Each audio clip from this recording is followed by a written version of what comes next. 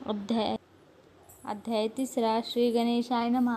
धन्य धन्य ते या जगती स्वामी चरणी ज्यांची भक्ती, त्यांची नाही पुनरावृत्ती. पद पावती कैवल्य. गताध्यायी कथा सुंदर. स्वामींनी निवेदिले स्वचरित्र आणि बाबा दिगंबर त्यांनी वृत्त निवेदिले. निर्विकार स्वामी मूर्ती लोका चमत्कार दाविती. काही वर्षे करून निवसती मंगल वेडे सोडिले. मोहोळा माझी वास्तव्य करिता अप्पाटोळ झाले भक्त. तेसी साकल्य वृत्त अल्पमती केवी वर्णू. स्वामी चरित्राचे हे सार म्हणून केला नाही विस्तार. वर्णिता कथा समग्र ग्रंथ पसरे उदती सम. सभे घेऊन स्वामीसी टोळ जाती अक्कलकोटासी. अर्धमार्गावरून टोळासी मागे परतणे भाग पडे. टोळ आज्ञापिले सेवेका, जोवरी आम्ही येऊ का तोवरी स्वामी सोडू नका. इथेच मुक्काम करावा. टोळ गेली परतोनी स्वामी चालले उठोनी. बहुत वर्जिले सेवकांनी परीनच मानिले त्या. तेथून निघाले अक्कलकोटाप्रती आले. गामद्वारी वैसले येथे राज्य स्वेच्छेने.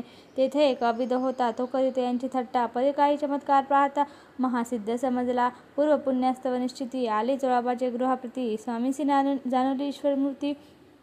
चोळाप्पा करी आदर. चोळाप्पाचे भाग्य उदयले. येथे राजगृहासी आले. कैसे कामधून आपण बळे. दरिद्राच्या घरी जाय पूर्व पुण्य होते गाठी. म्हणून निगोडल्या या गोष्टी. आली स्वामीराज भेटी. परम भाग्य त्याचे. धन्य धन्य त्याचे सदन. जे स्वामींचे वास्तव्य स्थान. सूरवराजे दुर्लभ चरण. त्यांच्या घरी लागले योग अभ्यासी. योग साधिती. तडी तापडी मार्गी श्रमती. निराहार किती एक राहती. मौन धरिती किती एक. एक चरणी उभे राहोन. सदा विलोकिती गगन. एक गिरीवरी बैसोन. तपश्चर्या करिता ते. एक पंचाग्नी साधन करिती. एक पवना ते भक्षती.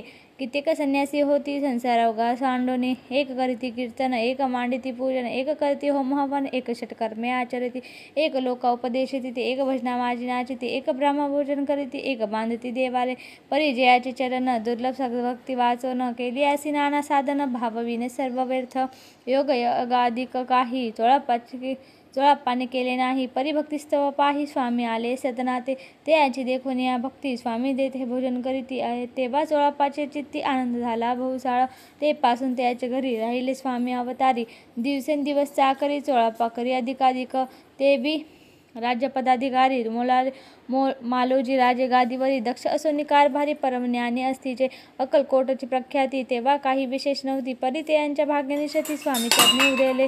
ते पासून जगात त्या नगराचे नाव गाजत. अप्रसिद्ध ते प्रख्यात किती एक झाले.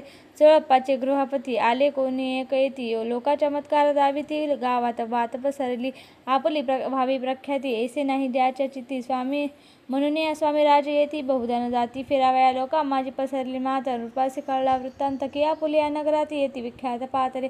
राहती चोळाप्पाच्या घरी दर्शन जाती नर नारी. असती केवळ अवतारी. लीला ज्यांची विचित्र. वार्ता ऐसे ऐकोनी. राव बोलले काय वाणी. गावात येती येऊनी फार दिवस झाले. परी आम्ही श्रुत पाही. आजवरी झाले नाही. आता जाऊनी लवलाही भेटू तया येती वर्या. परी ते केवळ अंतर्ज्ञानी. ऐसी वार्ता ऐकली कानी. हे सत्य तरी येऊनी आताच देती दर्शना. राव मुखातून वाणी निघाली. तोची येती मूर्ती पुढे ठेली. सकल सभा चकित झाली. मती घुंगली रायाची. सिंहासनाखाली उतरवून राव घाली लोटांगण. प्रेमाश्रूंनी भरले नयन. कंठ झाला सद्गदित. धूळ घातली मिठी चरणी. चरण धुतले नेत्रांश्रूंनी.